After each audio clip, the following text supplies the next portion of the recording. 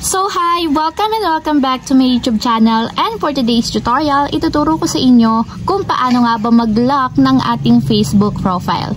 So guys, ito is alternative way lang since nga tinanggal na ni Facebook ang features ng Facebook lock.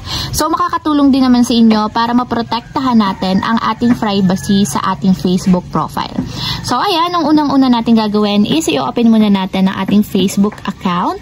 Then pag-open ng ating Facebook account, itap lang natin yung 3 horizontal lines na nandito sa upper right corner or yung menu ng ating Facebook. Tap lang natin. And then after nyan, dito sa pinakang menu, i-scroll down lang natin and hanapin nyo yung settings and privacy. Then tap nyo lang. And then tap nyo ulit is yung settings. Then dito sa settings and privacy ng ating Facebook account, hanapin nyo lang yung privacy checkup na nandito sa tools and resources. So tap lang natin yung privacy checkup.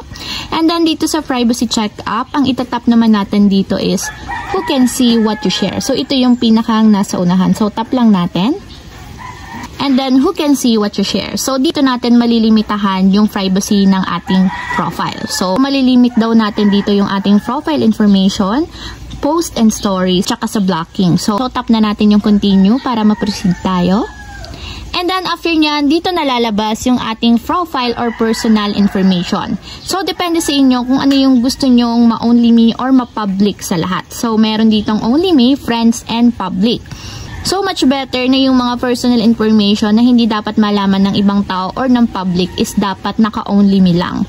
So yung sa friends is hindi ko lahat siya pinapakita, madalang lang, and halos lahat ng information ko dito is naka-only me. So scroll down ko lang.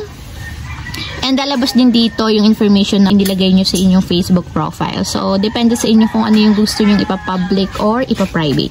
So, tap natin yung next.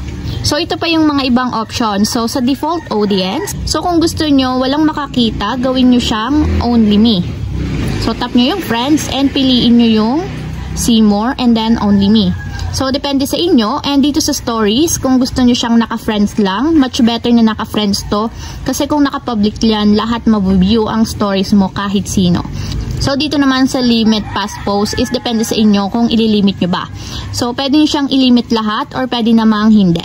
So, okay na tayo dito sa post and stories. So, tap natin yung next. So, dito naman is sa blocking. So, sabi dito is, wala daw silang makikita na kahit anong post regarding sa inyong Facebook account since nga naka-block sila sa atin. So, ayan, tap natin yung next.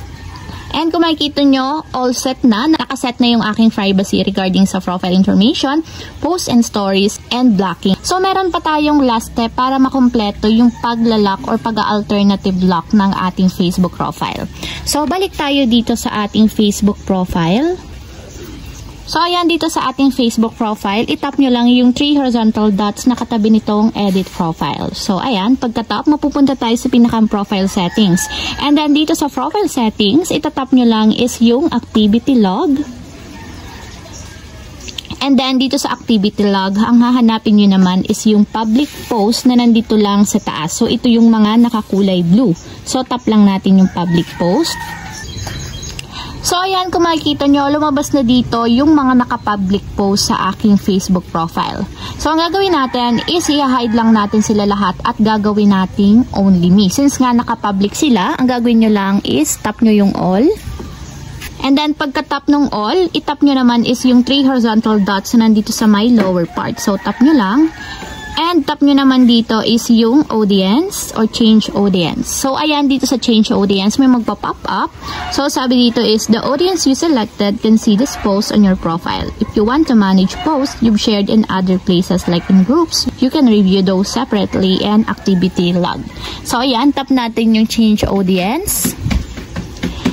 So, dito sa edit privacy is depende sa inyo. Kung gusto nyo siyang i-friends lang or i-only me lang. So, ibig sabihin pag only me, walang ibang makakita kundi kayo lang. So, kapag friends naman is ang makakakita lang is mga friends nyo, yung mga nakapost sa inyong timeline. So, ayan, for example, i-only me ko siya. Then, tap natin yung change para ma-enable yung only me. And ayan, naka-enable na yung only me niya and ipapakita ko sa inyo yung itsura ng aking timeline sa public. So, i-view as ko muna siya. And ayan, scroll down ko. And kung makikita nyo, wala silang makikitang post or no post available. So, ganyan ang magiging itsura niya sa public once na may nag-open ng aking Facebook profile. So, para na din siyang naka-Facebook clock since wala naman silang makikitang post dito. So, sa photos is konti lang. Ito lang mga profile picture ko. So, pwede nyo naman siyang i-hide din or i-only me. So, depende sa inyo. And yan, ganyan yung makikita nila sa inyong Facebook profile kapag naka-public view. So, ayan lang guys. Ganun lang kasimple. Sana nakatulong sa inyo. If you have a question, comment down below and don't forget to hit the subscribe button and the bell to notify you for my new updates. And thank you for watching! Living life, every day, late at night, not okay.